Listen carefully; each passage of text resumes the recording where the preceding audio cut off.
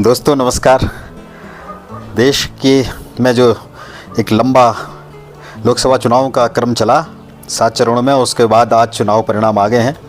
तो हम बहुत छोटा सा एक विश्लेषण इसका प्रस्तुत करने की कोशिश कर रहे हैं जो चुनाव परिणाम आए हैं। और बड़े पहली बार ये इस तरह का दिख रहा है कि हर दल के लिए, चाहे कोई भी दल हो, एक आध दलों को कुछ दलों को जैसे बसपा आदि को छोड़ करके सभी दलों के लिए इस चुनाव में खुश होने के लिए कुछ न कुछ है। लेकिन उसके विपक्ष विरोध में दूसरी ओर ये भी देखने में आ रहा है कि हर दल इस चुनाव परिणाम से उतना खुश नज़र नहीं आ रहा है जितना उसे होना चाहिए। अगर खुशी की बात करें तो देखिए ये मानव प्रवृत्ति भी है और किस तरह से होता है।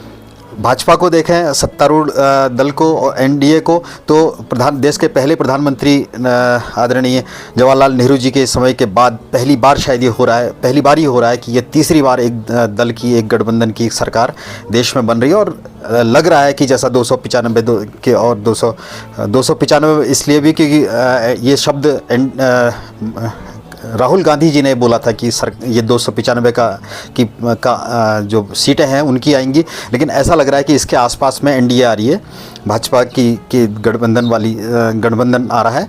तो 295 300 जो भी रहेगा अभी शाम तक, तो बहरहाल इतना आने के बाद यानी कंफर्टेबल मेजॉरिटी भाजपा की एनडीए की आ रही है और वो सरकार बनाते हुए दिख रहे हैं।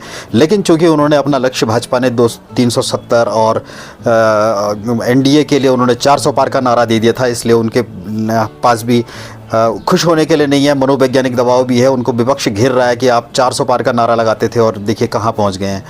जबकि तीसरी बार में 303 से या 350 से नीचे आकर के 295 आना, 300 आना भी कोई एक बहुत इतना निराशाजनक उसको नहीं कहना चाहिए। इतना बड़ा देश है।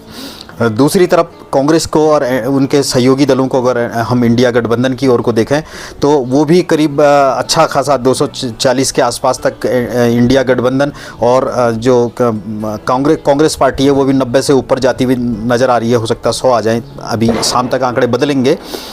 इतना आने के बावजूद भी वो भी एक तरह से उतना खुश नहीं हो पा रहे हैं, क्योंकि एक तो शायद उनकी सरकार नहीं आ रही है और दूसरा मतलब उम्मीदों पर वो भी खुश नहीं है, वहाँ भी इतना ज़्यादा उत्साह नहीं है। इसलिए मैं देख रहा हूँ कि सुबह से लेकर, जैसे पिछले बार होता था कि एक चुनाव आधे दिन में ही पटाखे फूटने शुरू हो जाते थे, छूटने शुरू हो जाते थे और मिठाई बंटनी शुरू हो जाती थी। मुझे नहीं आज कहीं से सुनाई दिया है कि किसी भी पार्टी की ओर से कहीं से भी कोई इस तरह का पटाखा छूटा हो या कहीं मिठाई बटी हो, मेरे जानकारी में कहीं भी नहीं है। और इसके अलावा भी हम अगर इसको दूसरे ढंग से भी अगर हम इस चुनाव परिणाम को देखते हैं तो ये देख रहे हैं कि इस बार जो शायद नहीं होना चाहिए था वो हुआ है। इस चुनाव में ये एक दुखद पक्ष भी है कि हम बटे हैं, हम हर तरह से बटे हैं, हम जातियों में बटे हैं, हम धर्म में बटे हैं।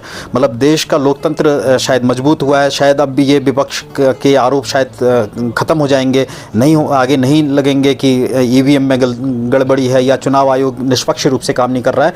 लेकिन उसके बाद हम देखेंगे कि हम बटे हैं। हम चाहे जातिगत रूप से, चाहे धार्मिक और संप्रदाय के लिहाज से जरूर बटे हैं, और वो साफ साफ इस चुनाव में अंतर दिखाई दे रहा है। उत्तराखंड जैसे राज्य हैं या हिमाचल जैसे राज्य हैं, कुछ राज्य हैं जहां ये इस तरह का अंतर हमको कम दिखता है, नहीं दिखता है। खासकर जातिगत आधार तो हम बिल्कुल नहीं देखते हैं। तो ये एक सुखद, इससे हमको सीखने को मिलेगा कि हम ये चीज़ नहीं मिली है, लेकिन कहना पड़ेगा कि ये सब कुछ भी हो रहा है।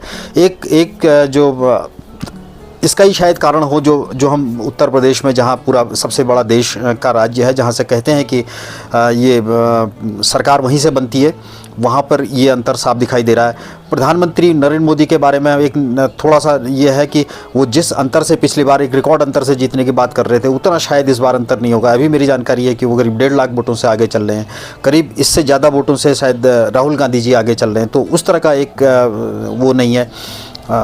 और यूपी उस तरह का जो जैसी उम्मीद लग रही थी वो नहीं लग रही है। लेकिन समाजवादी पार्टी, वहाँ पर जो क्षेत्रीय दलों का भी एक तरह से, समाजवादी पार्टी हो, चाहे तृणमूल कांग्रेस हो या तेलुगु देशम पार्टी हो, अलग तेलुगु देशम पार्टी वहाँ आंध्र प्रदेश में सरकार बनाने जा रही है।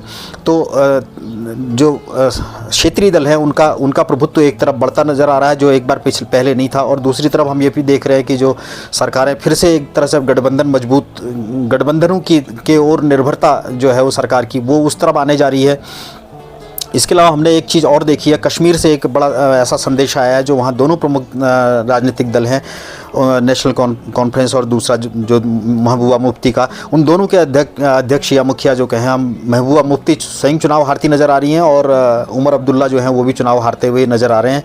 तो इस तरह का ये दिखाई दे रहा है। इधर उत्तराखंड की बात करें तो यहाँ पे 5 के 5 सीटें जो हैं वो 5 के 5 सीटें भाजपा को जाती हुई नज़र आ रही हैं, स्पष्ट तौर पर नज़र आ रही हैं। करीब 1 लाख से अधिक का जो अंतर है वो हर सीट पर हो गया है। सबसे पीछे जो सबसे कमज़ोर जो भाजपा के लिहाज से वो सीट देखी गई है मतों के लिहाज से, वो हरिद्वार की है। और उसके बाद जो अनिल बलूनी वाली जो गढ़वाल की सीट है, और इसके अलावा जो यहाँ की सीट है हमारी अल्मोड़ा नैनीताल उधम सिंह नगर की सीट है, इस पर सबसे ज़्यादा अंतर से यहाँ प्रत्याशी जो भाजपा के हैं वो अजय भट्ट चुनाव जीत रहे हैं। इनके बाद माला राजलक्ष्मी जो हैं वो अच्छे अंतर से चुनाव जीत रही हैं। अल्मोड़ा पिथौरागढ़ जो संसदीय सीट है उस पर अजय टमटा और प्रदीप टमटा का मुकाबला था। चौथी बार दोनों एक दूसरे के आमने सामने थे, तो यहाँ पर अजय टमटा जो हैं वो भी चुनाव जीत रहे हैं। हमारे पड़ोसी राज्य हिमाचल प्रदेश में वहाँ 4 के 4 सीटें जो हैं वो भाजपा के पास जाती हुई नज़र आ रही हैं, चाहे उसमें एक हाई प्रोफाइल सीट, मतलब जिसकी काफ़ी ज़्यादा चर्चा थी, कंगना रनौत की सीट थी मंडी वाली, वो सीट भी वो जीत रहे हैं। जबकि उनके प्रतिपक्ष में वहाँ के पूर्व अध्यक्ष कहें या वहाँ का जो राज परिवार है और वहाँ के पूर्व मुख्यमंत्री हैं, उनके पुत्र विक्रमादित्य सिंह वहाँ पर चुनाव लड़ रहे थे कांग्रेस पार्टी से, वो चुनाव हार रहे हैं और कंगना रनौत जो है वो चुनाव जीत रही हैं।